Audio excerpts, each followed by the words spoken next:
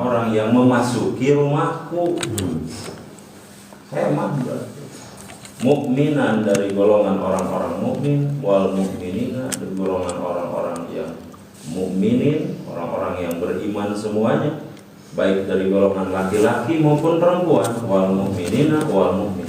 Kalau mukminin mukmin laki-laki, mukminat mukmin perempuan. Tahu dari mana Ustaz? Tahu dari taknya. Kalau mukminat berarti untuk perempuan. Namanya tak taknis, dia menunjukkan ke perempuan. Wala tazidi dhalimina illa khasara. Tazidi dari kata zada yazidu. Tazidi berarti tambahkanlah.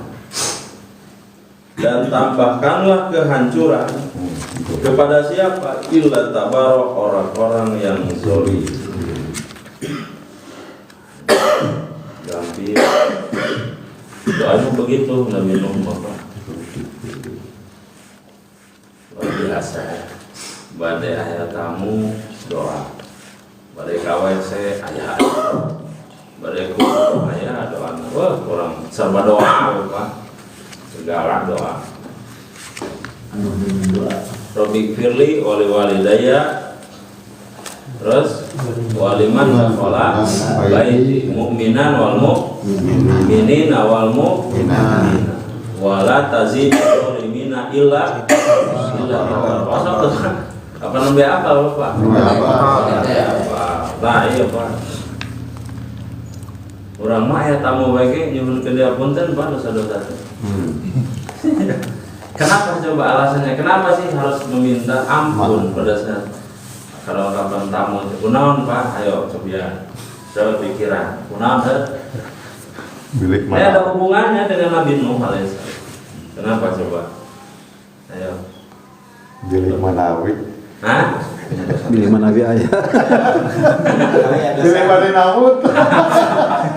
Bilik Manawi ayah. Pengalaman yang banyak. Waduh, beda senior memang. Sebenarnya. Ini mau mengantarkan rezeki. Jangan seudon. Ayo, kenapa?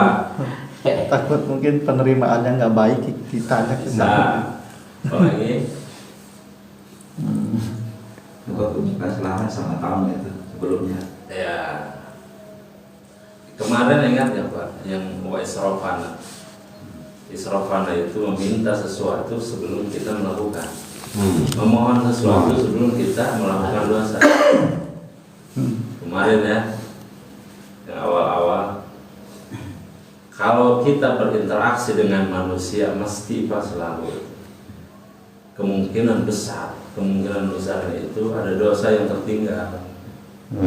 Mesti Pak itu. Mesti. Makanya kenapa kita diperintahkan dalam syariat itu salaman, ya kan, kalau kalian atau sofahan untuk saling berjabat tangan begitu. Supaya apa sih?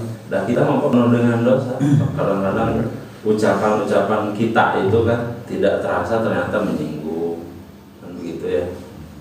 Maka orang yang bertamu mesti kan berinteraksi baik dalam perilaku maupun ucapan. Kadang-kadang gestur juga. Iya.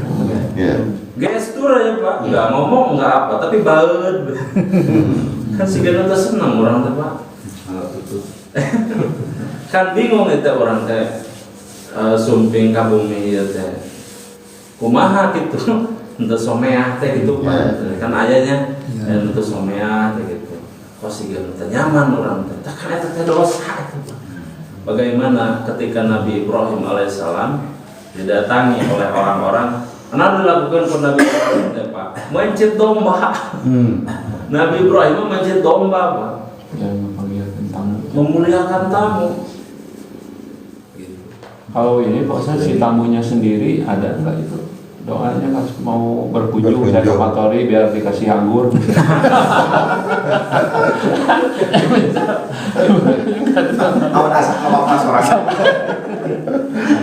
Nanti ada bahasan tersendiri.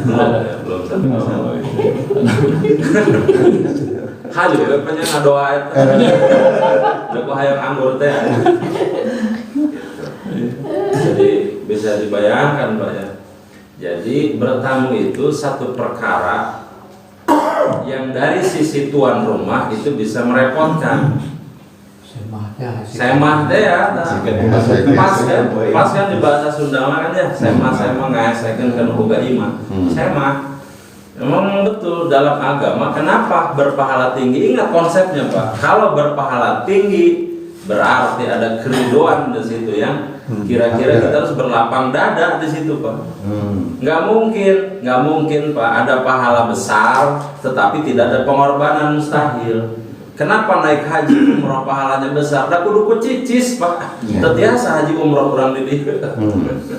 Tetiasa. Makanya hanya berangkat ke sana yang mendapatkan pahala besar, berarti pengorbanan besar. Nah sekarang memuliakan tamu itu Pak, itu dianggap sebagai umat Nabi. Maka yu'minu billahi wal yawmil akhir fal yukrim jarah, itu begitu. Barang siapa yang mengaku dirinya sudah beriman kepada Allah dan kepada hari akhir, maka dia harus memuliakan tetangga. Kemudian fal yukrim dhaifahu, di hadis lain, maka muliakan juga tamu, khusus Pak dhaif itu tamu. Perintah Nabi langsung hadis lain. Artinya apa? Ada pahala besar di sini. Kenapa? Karena biasanya kalau ada tamu seorang teh bisa jadi gitu, bisa jadi ngarepot. Bisa jadi. Pas mau menekan. Itu bukan duit.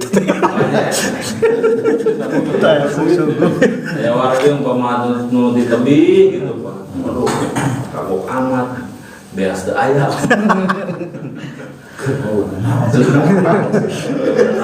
Teu bawa naon. Rengoh nih. Sekarang agak gitu Pak. Ini doanya Pak.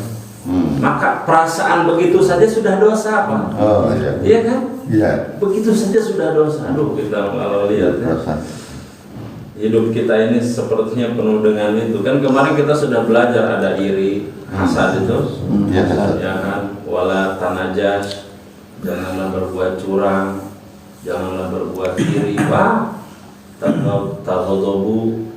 Ini jangan saling menipu. Rabbighfirli wa liwalidayya. Pertama kali kita memohon ampun kepada Allah, ditakutkan ada orang yang datang kita tidak senang. Padahal Nabi menyatakan fal yukrim dhaifahu, itu saja sudah bertentangan dengan syariat. Maka kita memohon kepada Allah untuk diampuni. Rabbighfirli, ya Allah ampuni aku. Gitu. Kenapa ada bahasa wali walidayya? Kenapa ada bahasa wali mandakhola?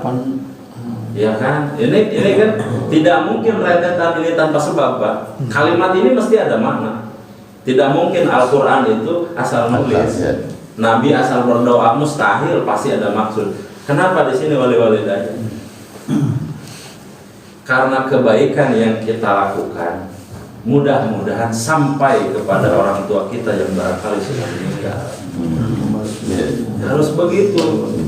Harus begitu. Dan orang tua kita yang sudah meninggal nggak mungkin lagi ada pahala yang bisa mengalir dengan dirinya sendiri. Sudah selesai. Begitu meninggal, selesailah perkara duniawi. Mau amal ibadah apapun sudah tidak berlaku. Tidak berlaku kewajiban sholat, apapun itu sudah tidak berlaku. Satu-satunya yang bisa sampai pahalanya kepada beliau adalah doa kita yang masih hidup. Bayangkan Pak, 10 tanah ke bumi, doanya ke sepuh-sepuh terus nganturkan, luar biasa. Rabbighfirli wa liwalidayya. Waliman dakhala, kalau ada waw di situ berarti meminta pengampunan juga untuk yang bertamu. Bukan hanya kita. Kalau tadi Robbi untuk kita, kalau ini kepada tamunya. Waliman dakhala baiti, dan kepada orang yang memasuki rumahku. Berarti kasemah tuh. Luar biasa Pak kita. Kasemah orang ngedoakeun. Waliman dakhala baiti, dan kepada orang-orang yang memasuki rumah, yang dari golongan mukmin dan mukminat. Kenapa di sini ada bahasa mukmin dan mukminat? Mukminin mukminat. Kenapa ada bahasa ini? Karena doa ini tidak berlaku kepada orang yang non muslim. Oh, Kan haram mendoakan orang yang non muslim. Mendoakan. Jadi kalau tamunya Ya, bukan muslim, nggak nggak usah. usah baca doa ini. Iya, jangan. Jangan. Nah, diampuni, dan memang dosa syirik tidak mungkin. Beda jurusan. Gitu. Beda server, Pak. Iya. Gitu. Beda jurusan. Jadi di sini penegasan oleh Nabi Nuh bahwa tamu yang dimaksud adalah tamu dari golongan orang-orang yang beriman. Bodoh amat untuk beriman. Itu ada urusan. Iya. Pak nyungsep. Gitu. Tidak ada urusan. Yang ada urusan adalah kita sesama muslim. Iya. Dimulai dari assalamualaikum sudah saling mendoakan. Hmm. Masuk ke rumahnya satu Iya. langkah itu, ini doanya sudah didoakan. Luar biasa. Wala tazidil dzalimina illa tabaru. Dan kemudian kita meminta ditambahkan kehancuran tazidil dzalimina illa tabaru kepada orang-orang yang zalim itu. Kenapa kita meminta kehancuran bagi orang-orang yang zalim? Karena kalau tidak begitu, Pak, generasi itu akan hancur sehancur-hancurnya, hina sehina-hinanya. Gitu. Jadi kalau kita tidak mengganti itu dengan mendoakan supaya berganti rezim, berganti kepemimpinan generasi. Di ayat Al-Quran disebutkan bahwa kalau satu generasi itu tidak melaksanakan ketaatan kepada Allah, maka itu akan dihilangkan, diganti dengan generasi baru. Makanya kenapa kaum Nabi Nuh itu dibinasakan? Di samping doanya Nabi Nuh yang mustajab, dan memang konsepnya begitu, Pak. Kalau dalam satu lingkungan itu tidak ada yang taat atau ketaatannya sedikit, maka dihancurkan, disikat semua. Nanti digantikan dengan generasi baru yang mudah-mudahan nanti bisa lebih taat. Coba aja perhatikan dari zaman Nabi Nuh, lenyap, ya kan? Iya. Lenyap. Generasi baru muncul, generasi soleh setelahnya. Siapa itu? Nabi Ibrahim. Nabi Nuh umatnya selesai, kemudian muncul orang-orang soleh, Nabi Ibrahim alaihissalam. Nabi Ibrahim itu kan nanti dari keturunan Kan'an. Iya. Itu, kalau dari sejarah. Nabi Ibrahim turun, nah, hilang tuh masa-masa keimanan itu mulai tumbuh lagi. Muncul Nabi Ismail, muncul Nabi Ishak, muncul Nabi Yakub. Ini kan orang-orang soleh nih, Pak. Iya. Orang-orang soleh. Nanti ke bawahnya turun lagi, ada hilang lagi tuh agama. Hilang lagi agama. Sampai kemudian kepada Nabi Musa alaihissalam, sama juga kan? Hancurkan lagi itu. Dan begitu seterusnya, Pak. Berarti kalau seandainya begitu juga sekarang, ya jangan heran kalau banyak tsunami, banyak gempa bumi, kemarin Covid menghancurkan, itu kan sedunia tuh, Pak. Iya. Sedunia. Berarti ada sesuatu yang keliru kalau begitu. Karena Allah itu ingin generasi berikutnya itu bisa lebih baik. Wallahu a'lam, Pak. Poinnya adalah tamu saja. Kalau kita kedatangan tamu ada doa. Lebih pilih oleh walidayah, wali mandakhala baiti, mukminan wal mukminina wal mukminat, wala tazidil zalimina illa tabara. Begitu datang itu ya. Ya. Ya begitu tamu, pas begitu tamu masih di luar doa. Pas dongkap, Pak. Ayo tamu di luar kan boleh jadi terdongkap ya. Pas bawa oleh-olehnya. Sudah masuk. Itu kami bawa martabak doakan. Pas masuk kayaknya ya. Tebat. Pas assalamualaikum. Ninggalin lah. Ninggalin lah. Enak ding. Ding. Tebat. Mendoakan sama yang tadi yang orang muslim, kalau yang non muslim kan nggak usah didoain. Kalau orang non muslim berdoa kita nggak usah diaminin ya kan, nggak usah ngamin. Kan kayak ada yang pidato nih orang muslim non muslim yang ada atau di chatting kan suka ada yang dong, biarin aja. Iya. Nggak usah diaminin.